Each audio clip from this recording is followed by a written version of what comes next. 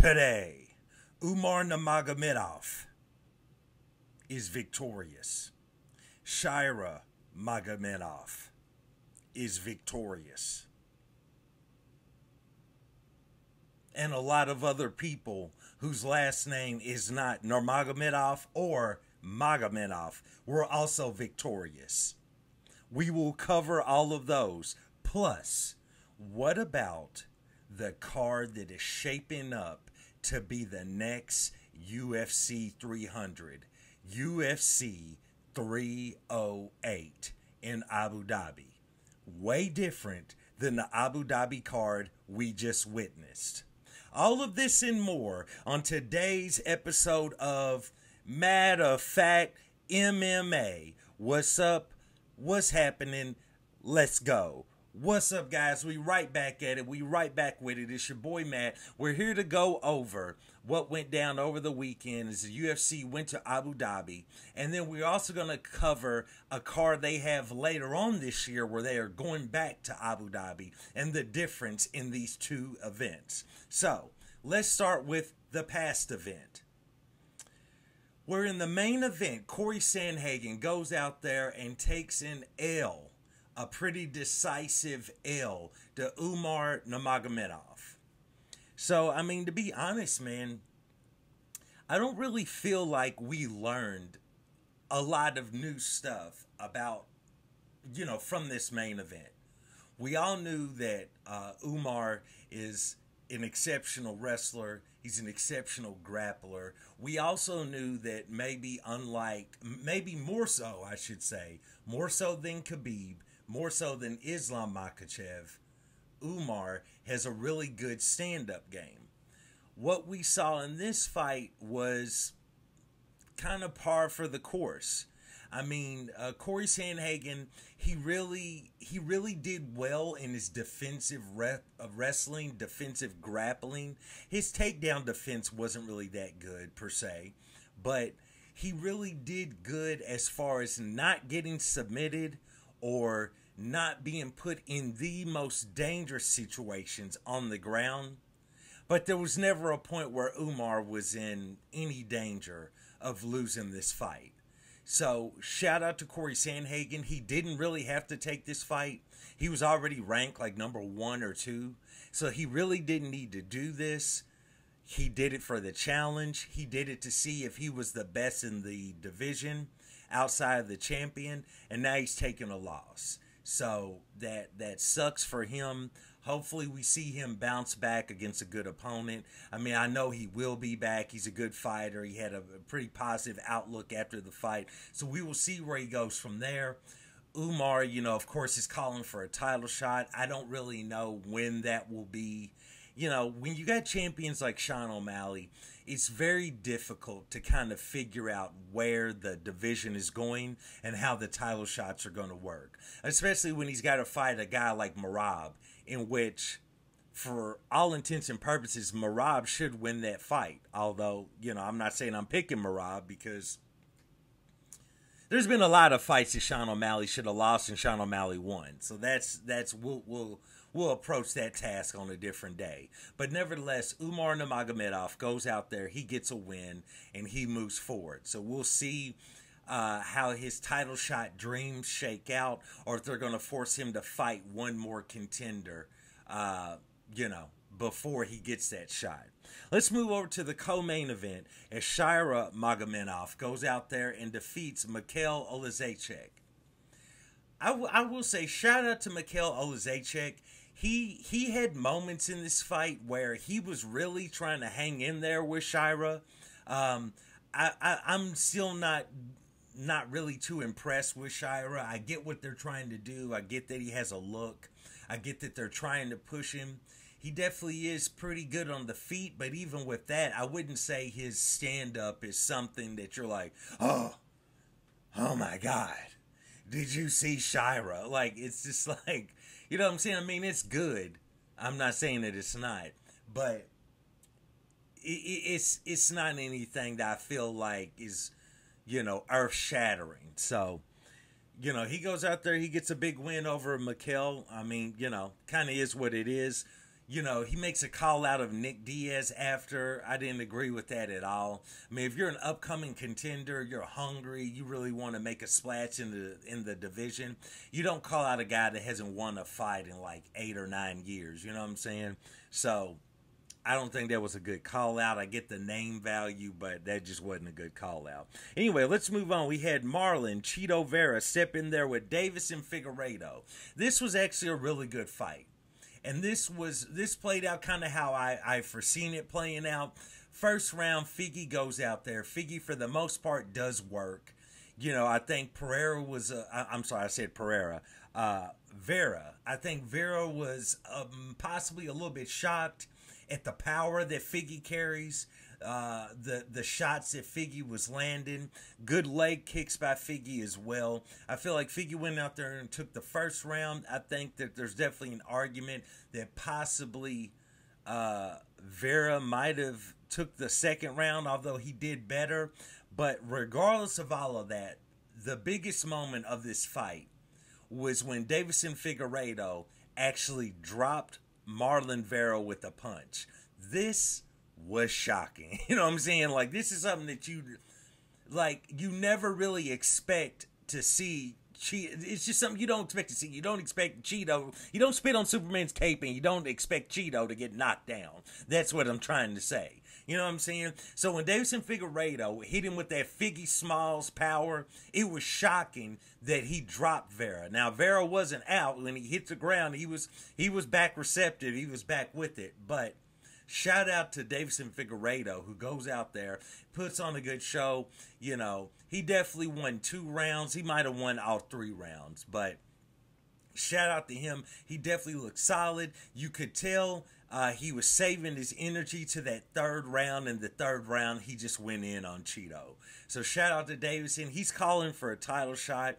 Once again, bantamweight division, same division as Umar Nurmagomedov. We got a fight between Sean O'Malley and Merab coming up. I don't really know how it's all going to shake out. I really don't. So I don't, Davidson's calling for a title shot.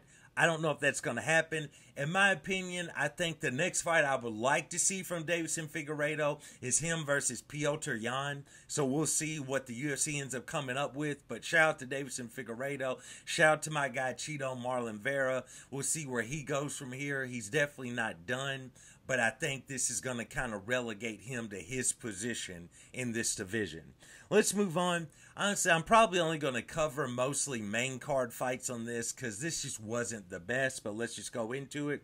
Next, we had a sad event in which Tony Ferguson goes out there and gets tapped out by, I almost forgot his name because I didn't really care, Michael Chiesa. Not a whole lot here, man. Tony just don't have it no more. Tony... When he was taken down to the ground by Michael Chiesa, Tony almost rolled into a position where he could get choked out. You know what I'm saying? So, it's just sad to see. Tony does the most Tony Ferguson thing after the fight, in which Michael Chiesa finally gets a win again, gets back in the win column, and instead of really doing a post-fight interview, he gives his time to Tony Ferguson because Tony Ferguson has taken off the gloves, and we're all happy. We're thinking, he's finally going to retire. This Tony Ferguson experiment / nightmare is finally over. And then Tony only says he's putting down 1 glove, and he wants to keep the option open for him to come back and fight.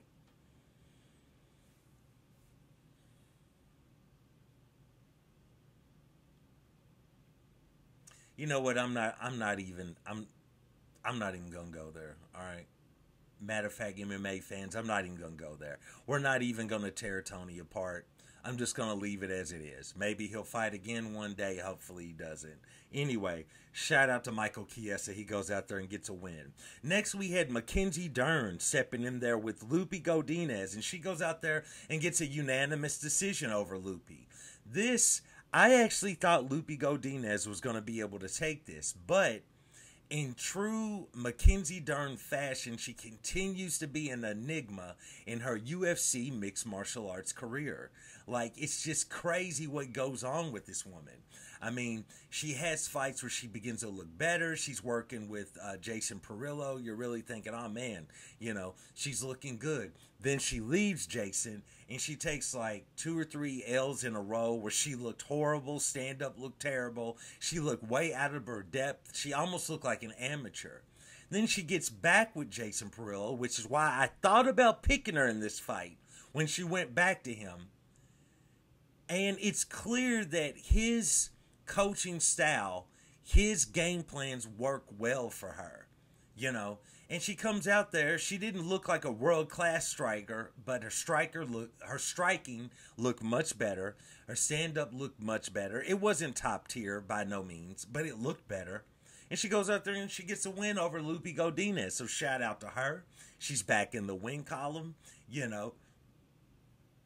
She looks great. That she looks good on a poster. She livens up, a pre-fight press conference. You know what I'm talking about? So, I mean, it is what it is. We'll see where they move her from there. Who knows? But shout out to Mackenzie Dern. She's back in the win column. After that, we really had just a banger of a fight between Joel Alvarez and Elvis Brenner, in which Joel Alvarez goes out there and gets the win. He finishes Elvis Brenner. This was a great fight. It had moments where it was back and forth, but Elvis Brenner is such a wild card. You never know what he's going to throw, what techniques he's going to use. This was really a cool fight, fun fight. Good deal. Joel Alvarez goes out there and gets a win. Outside of that, we had Azamat Murakanov go out there and defeat Alonzo Menifield. This wasn't really the best fight, but the way that he finished Alonzo Menifield was awesome. It was great to see. He's definitely going to be someone that I think is going to do something like heavyweight. I don't know if he'll ever win the title at all. I'm not even sure he'll really challenge, but he's definitely going to put on some great fun fights at light heavyweight. So shout out to Murakanov as he goes out there.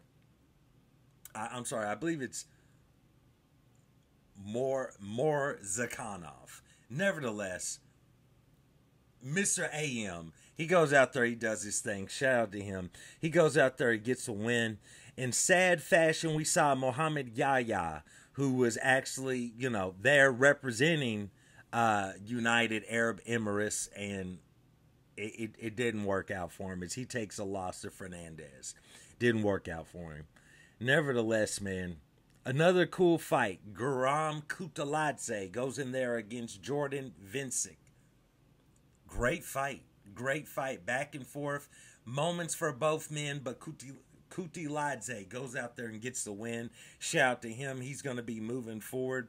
And that was a couple other fairly good fights on there, but those were a few of the ones I just wanted to talk about. So now let's move over. That was, let's move over. There were a few more fights on there, not really worth mentioning, but let's move over to their offering later this year to Abu Dhabi. Okay?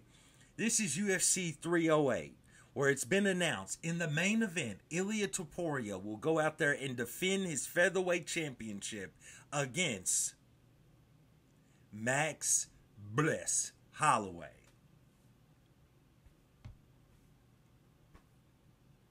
Just wrap it around my arm and put it in my veins. Just wrap it around my arm, put it in my veins. I'm ready for it. Just what I'm talking about. We're talking about Max Holloway, Ilia Topuria. I don't even know who's going to win that. I don't even know how to call that, because you could kind of lean toward Max Holloway because he's the GOAT, Max Holloway. But at the same time, Ilia is Ilia. And Ilia has been doing things that you can't even explain for a newcomer. So I don't even know how I'm going to eventually review and break down that fight. I don't know who I'm going to say is going to win. I don't know. I'm just excited about the fight. Ilia Topuria, featherweight championship, Max Holloway. That's all that needs to be said. How about this? How about Cyril Gane stepping in there with Alexander Volkov? The second time these two men have met. Banger of a fight. Banger of a fight. Volkov is really out there looking solid, man. Looking solid. He's had plenty of moments in his career where he really looked good, but here lately, he's really been doing his thing.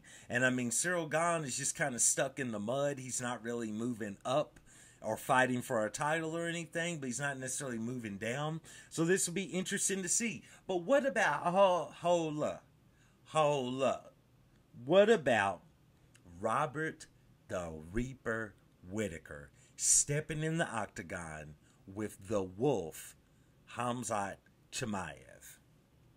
They finally got the fight signed again. Hopefully Chimaev can make it to the octagon. I would like to say again, but he ain't made it to the octagon since Usman. But we will see. They signed that fight again. A lot of weird things going on with that fight. I mean, Robert Whittaker just coming off that big win, over Aliskerov. I mean, you would think they would, wouldn't punish him. Because it's like, I don't know, man. I'd probably lean toward Robert Whittaker to go out there and get the win over Chimaev. But it's almost a punishment to sign him in a fight with Chimaev.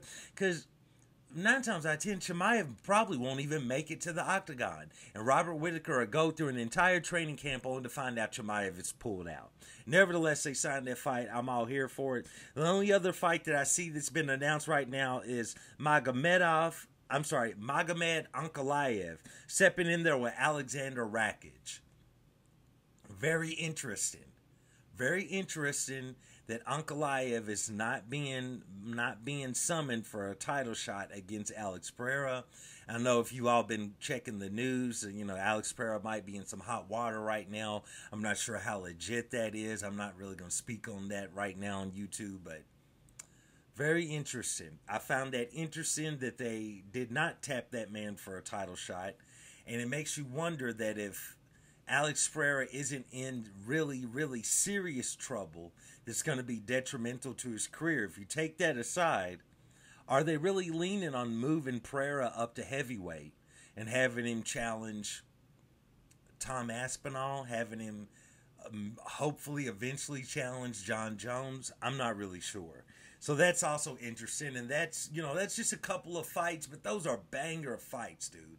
Those are some fights. The Abu Dhabi card we just came out of on Saturday, maybe a couple of those were fights. These is some fights. I'm talking about a 308. So shout out to the UFC, shout out to the matchmakers. That's just a couple of the fights I wanted to touch on. Nevertheless, that's going to be it for today. Just kind of wanted to go over the weekend's card and talk about the next Abu Dhabi card. I'll be right back with you guys with a breakdown of this upcoming card this weekend. Not really too excited about it, but we will definitely check it out, see what little tidbits, what morsels we can find on this card. So once again, I do want to thank you guys for joining me for another episode of Matter of Fact MMA, and I check you next time. Peace.